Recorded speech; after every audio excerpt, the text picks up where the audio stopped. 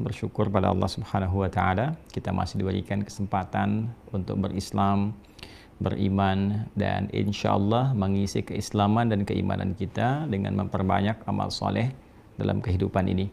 Semoga seluruh apa yang telah kita ikhtiarkan diterima dan diridhai oleh Allah Subhanahu wa Ta'ala.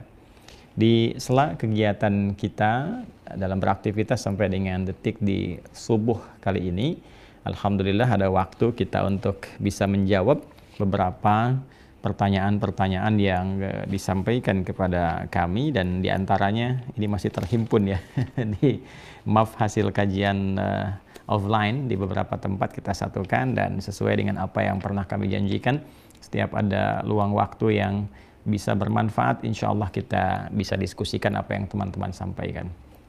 Baik, bismillahirrahmanirrahim. Ada pertanyaan. Assalamualaikum warahmatullahi wabarakatuh. Waalaikumsalam warahmatullahi wabarakatuh. Pak Ustadz, saya ingin bertanya, apakah jika kita menzalimi seseorang tapi kita meminta maaf kepada Allah Subhanahu wa Ta'ala dan tidak meminta maaf pada orang yang kita zalimi, bisakah dosa kita pada orang tersebut bisa diampuni?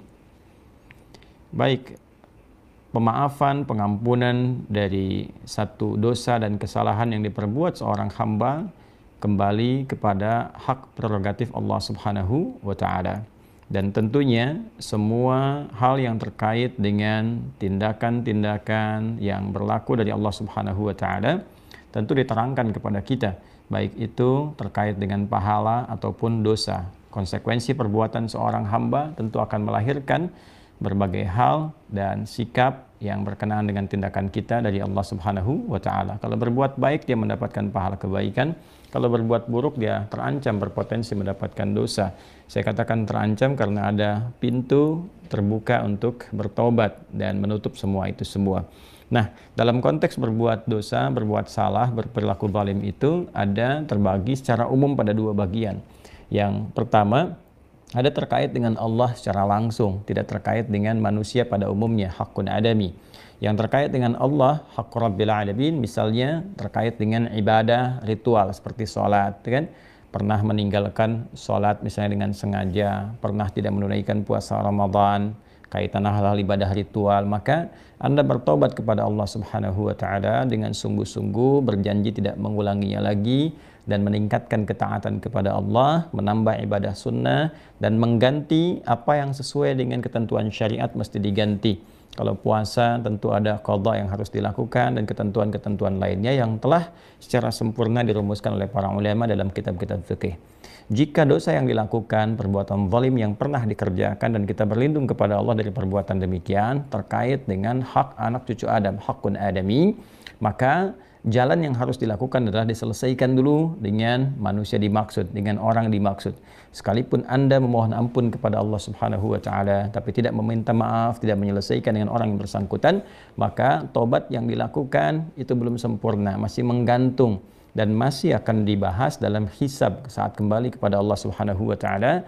Bahkan berpotensi nanti jika melahirkan pengaduan dari orang yang terzalimi, mengurangi pahala yang telah Anda dapatkan. Ini termaktub dalam berbagai keterangan Rasulullah SAW, terkhusus misalnya Nabi ketika sedang duduk berdiskusi dengan sahabat-sahabatnya, sempat bertanya, beliau ingin menguji pemahaman di antara sahabat-sahabat beliau, ya sallallahu alaihi wasallam. Dalam salah satu hadis dari riwayat Muslim dari sahabat Abu Hurairah radhiyallahu taala anhu menyampaikan, qala Rasulullah sallallahu alaihi wasallam, atadruna al-muflis?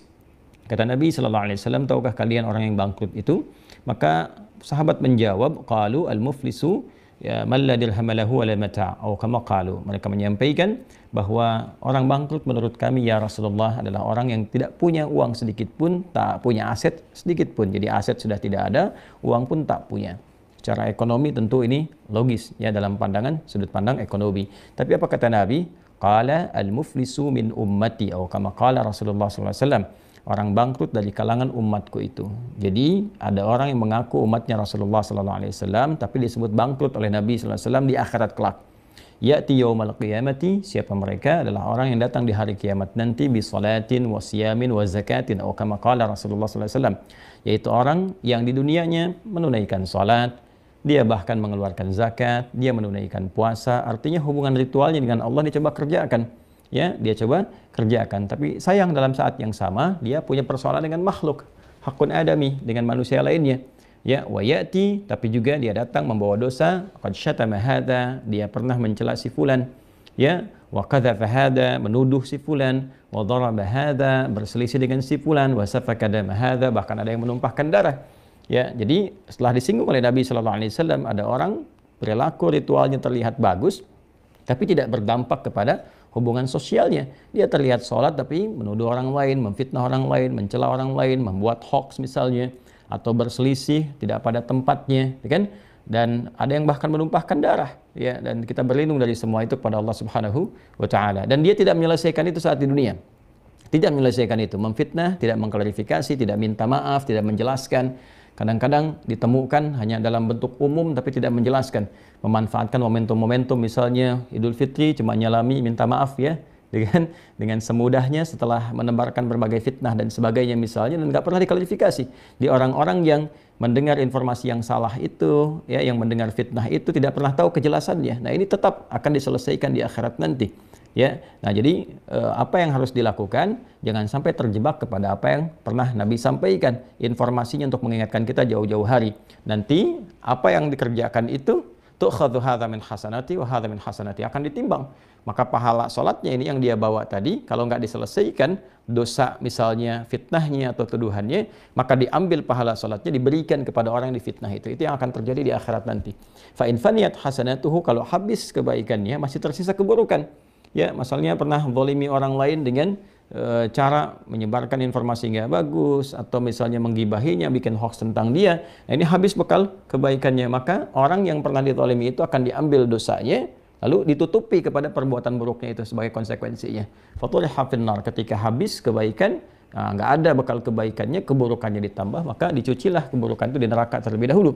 Nah, ini sesuatu yang sangat luar biasa, harus dihindari, sesuatu yang sangat dahsyat. Jadi sebelum kita kembali, kita berpulang, lebih baik selesaikan semua persoalan-persoalan keduniaan kita.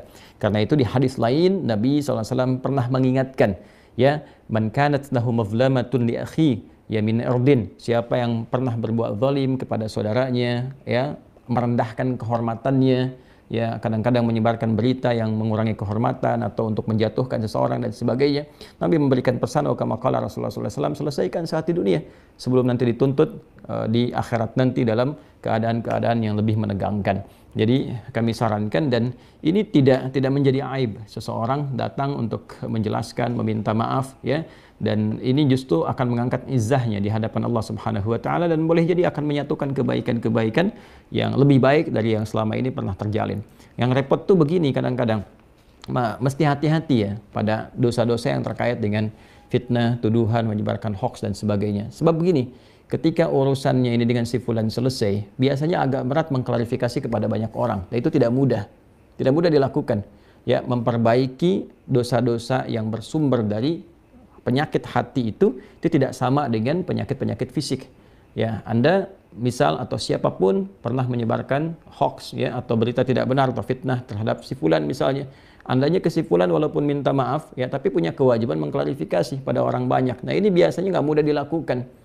Nah, ini pertanggungjawabannya berat juga gitu ya. Karena itu hindari dosa-dosa semacam itu. Jauhkan dari perbuatan hoax, menebarkan fitnah dan sebagainya, karena ini berat konsekuensinya di hadapan Allah Subhanahu wa taala. Tapi kalau sudah ada dorongan bagi kita untuk bertobat, manfaatkan. Karena kata Sayyidina Ali bin Abi Thalib radhiyallahu taala anhu, setiap nafas kita sesungguhnya adalah jalan yang mengantarkan pada ajal kita. Langkah kepada ajal kita itu setiap tarikan nafas kita. Maka pertimbangkan, ya, semuanya itu, jangan sampai berbuat sesuatu yang tidak baik, menyebarkan keburukan-keburukan apapun jenisnya.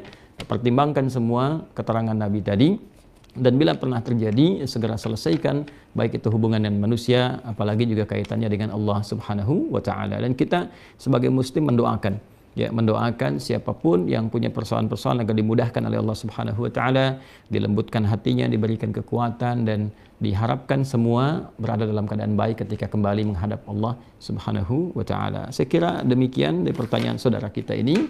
Wallahu taala a'lam bis-shawab. Assalamualaikum warahmatullahi wabarakatuh.